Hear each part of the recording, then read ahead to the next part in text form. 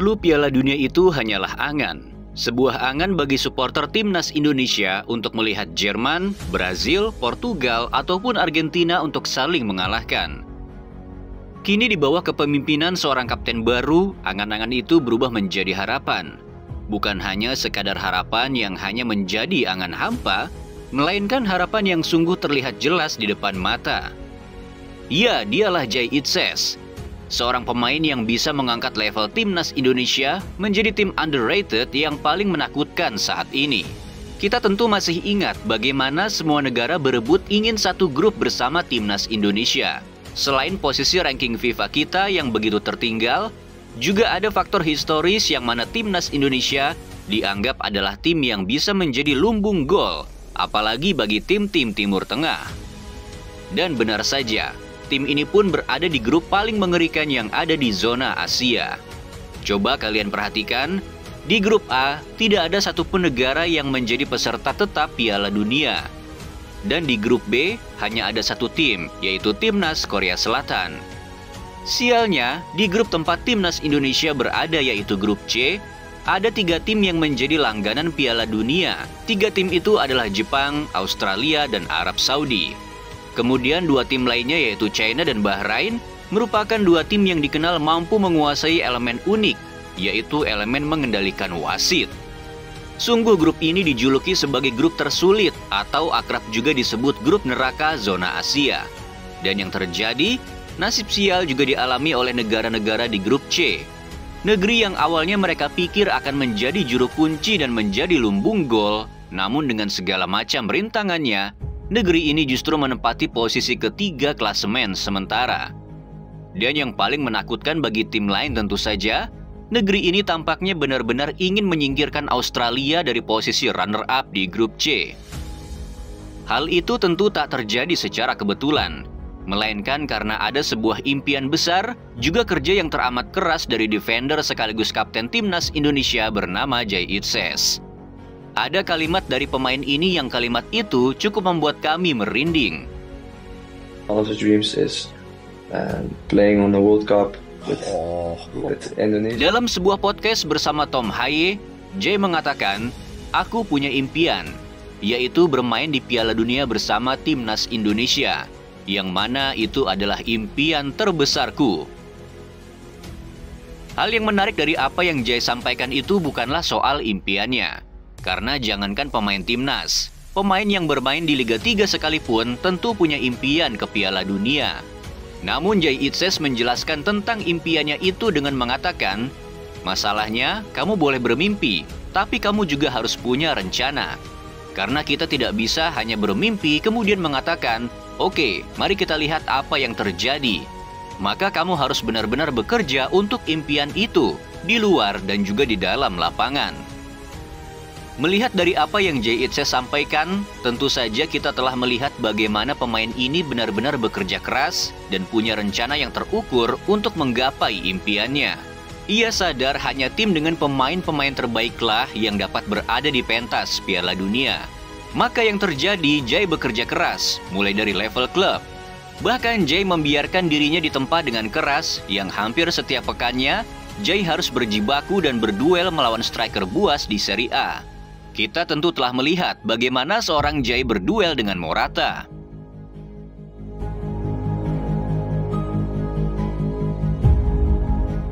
Jay juga membuat Vlahovic strikernya Juventus tak berdaya.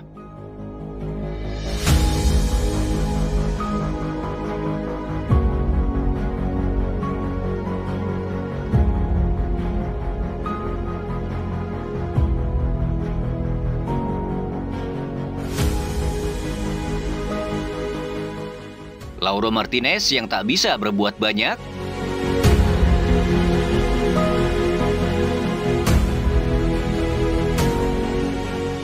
Sampai seorang Lukaku pun juga telah merasakan bagaimana sulitnya ketika dimarking oleh defender milik timnas Indonesia yang satu ini.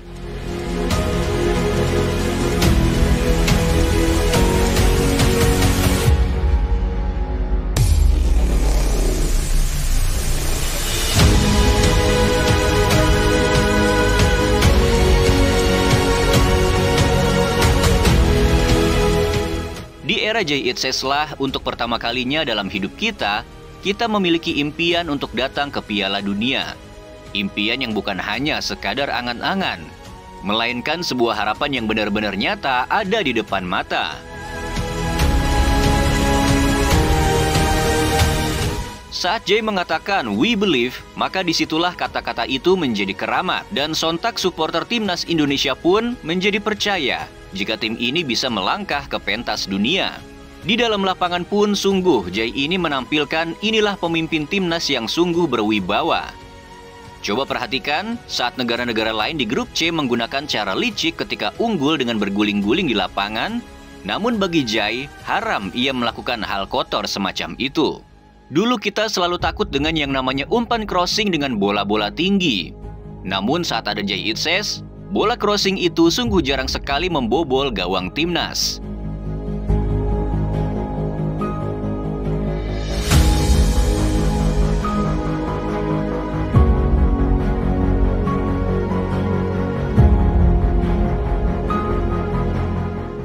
Coba perhatikan gairahnya saat ia menanduk bola. Ia tak diam, tapi ia langsung bergegas untuk menutup ruang.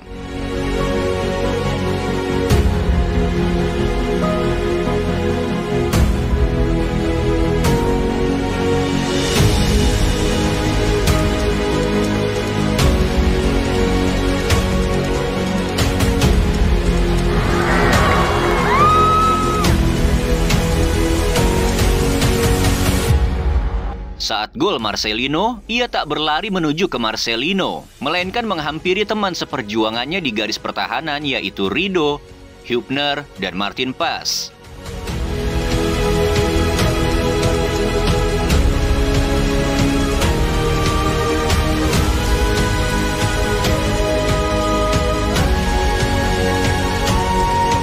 Namun saat Marcelino kesakitan dan wasit tetap melanjutkan pertandingan, lihat siapa pemain yang paling marah saat itu.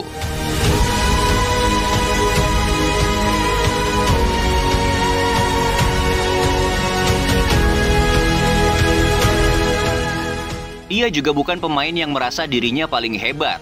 Walaupun STY jelas mengatakan, jika di timnas saat ini, Jay Itzes lah pemain yang paling kuat. Jay pernah mengatakan, ia tak mau menggunakan nomor punggung 4 di timnas Indonesia, yang mana nomor punggung 4 itu adalah nomor punggung andalannya, sekaligus nomor punggung yang ia kenakan di Venesia. Tahukah kalian alasannya? Karena Jay begitu menghormati seorang Jordi Amat.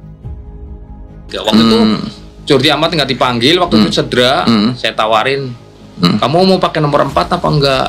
Enggak, saya masih mau pakai nomor 3. Nanti nomor 4 ada Jordi. Kalau Jordi sudah pensiun, baru saya mau pakai. Dia masih menghormati. Saat usai laga, ada momen haru yang terjadi. Ketika semuanya berselebrasi, kemudian ada staf timnas yang masih bekerja dan membawa tumpukan air minum. Jay lah yang meminta staf itu untuk melakukan, letakkan saja air itu, dan ayo rayakan kemenangan timnas.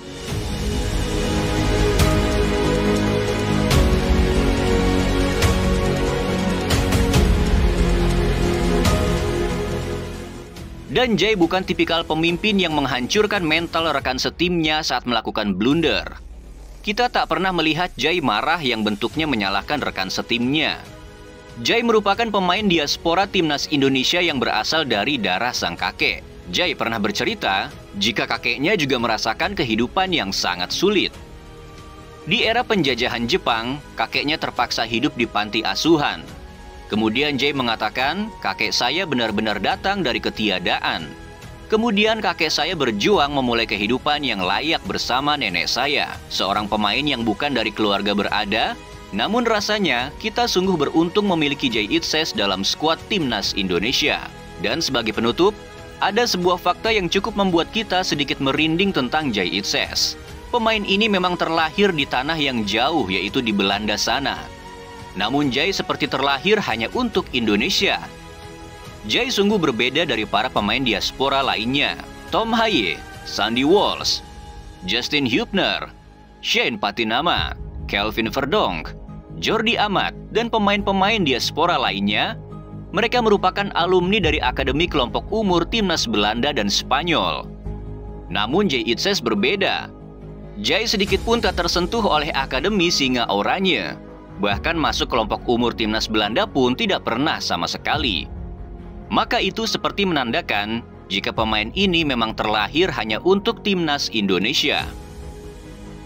Dapatkah seorang Jay Itzes menjadi history maker? Seorang kapten yang berhasil membawa jutaan harapan dari supporter, yaitu membuat lagu kebangsaan Indonesia Raya menggema dan bendera merah putih berkibar di pentas Piala Dunia. Biarkan waktu yang menjawabnya.